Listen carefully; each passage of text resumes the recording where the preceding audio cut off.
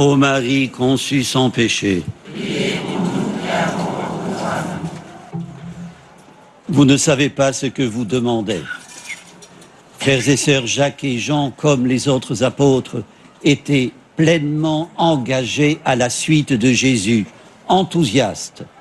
Ils l'avaient vu guérir des malades, multiplier les pains, marcher sur les eaux, apaiser la tempête, enflammer les foules et même ramener les morts à la vie. Ils viennent de l'entendre pour la 3e fois annoncer sa passion.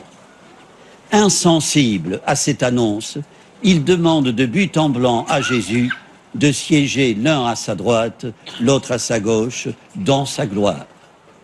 Désarmant les fils de Zébédée, désarmant de naïveté et d'outrecuidance, ils sont encore dans l'ordre du monde.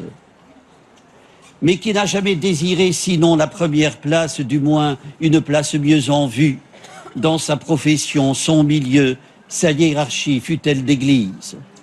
Qui n'a jamais désiré être mieux considéré, davantage mis en valeur, souhaiter un surplus de pouvoir? Chers Jacques et Jean, qui ignorent qu'à la droite et à la gauche de Jésus, sur la croix, il y aura 2 bandits.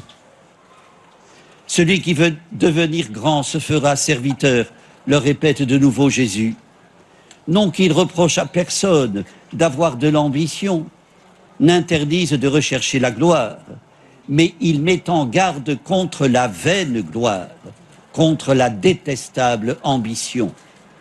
Frères et sœurs, entendons bien, ce n'est pas le pouvoir en soi que Jésus stigmatise, mais la manière de le concevoir, de le rechercher et de l'exercer. Tout pouvoir qui s'impose par la force ne vient pas de Dieu. De Dieu vient l'amour qui ne s'impose jamais. L'accès à la gloire, Dieu l'a promis, mais il passe par un chemin inattendu. Celui qui veut être premier parmi vous sera l'esclave de tous, car le Fils de l'homme n'est pas venu pour être servi, mais pour servir. Avis aux ambitieux, aux tyrans et aux apprentis tyrans. Frères et sœurs, Jésus n'a pas rassemblé des partisans, des zélateurs, mais des témoins auxquels il indique la ligne à suivre, servir et non dominer. Car dominer, c'est souvent écraser, jouer au plus fort. Au contraire, servir, c'est rompre avec les fausses valeurs de puissance et de domination, agir en faveur de tous, pour le bien de tous. Parole renversante. Elle renouvelle l'histoire alors que nous sommes sur la route de Jérusalem, sur le chemin de la Passion.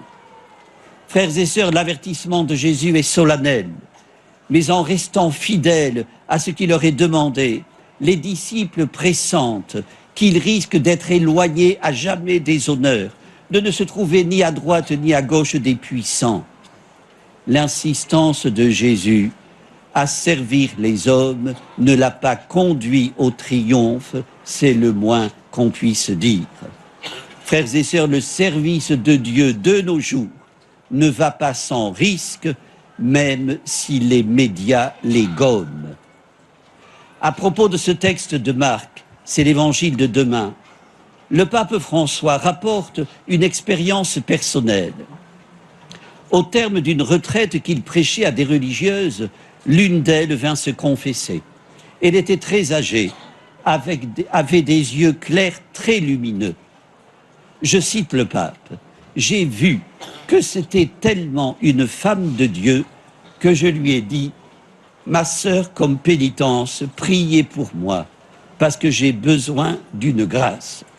Si vous la demandez au Seigneur, il me la donnera sûrement. » La religieuse s'est arrêtée un instant, comme si elle priait, et elle lui a dit, « Soyez certain que le Seigneur vous donnera la grâce que vous sollicitez, mais ne vous trompez pas à sa manière divine. » Cela m'a réconforté, ajoute le pape, entendre que le Seigneur nous donne toujours ce que nous demandons, mais à sa manière, c'est-à-dire en nous faisant participer à la croix, non par masochisme, mais par amour.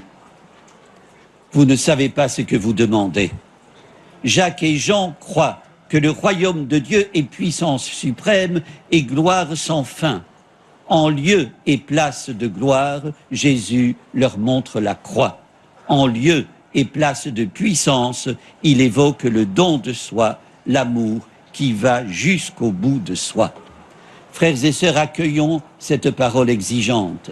En ce dimanche d'émission où chacun est placé face au devoir de témoigner.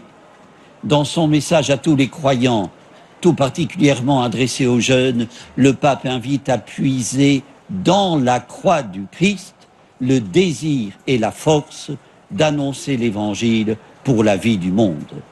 Notre désir de mieux, Jésus ne l'étouffe pas, il le dirige. Il invite chacun à mesurer ses forces, à prendre conscience que le royaume n'est pas une méritocratie. On n'y entre qu'en communion avec lui. Frères et sœurs, que la Vierge Marie nous aide à nous en persuader. Seul doit compter à nos yeux d'être proche de son Fils qui renverse les puissants de leur trône et élève les humbles. Il n'y a pas de préséance au paradis. Amen. Prions le Seigneur. Seigneur Jésus, sur la croix, tu as crié « J'ai soif ». Ultime parole avant de donner ta vie pour nous sauver. Aujourd'hui, manifeste-nous encore ta miséricorde. Donne-nous de reconnaître ton amour, d'en vivre et de le rayonner autour de nous en fidèles disciples missionnaires. Seigneur Jésus, nous aussi, nous avons soif de toi, de l'eau vive de ta parole et de tes sacrements. Qu'il nous donne la force de vivre la mission pour que de proche en proche, tous découvrent ton cœur qui a tant aimé le monde et se laisse séduire par sa beauté. Nous te le demandons, à toi qui règnes pour les siècles des siècles. Amen. Le Seigneur soit avec vous. Que Dieu Tout-Puissant vous bénisse, le Père, le Fils et le Saint-Esprit.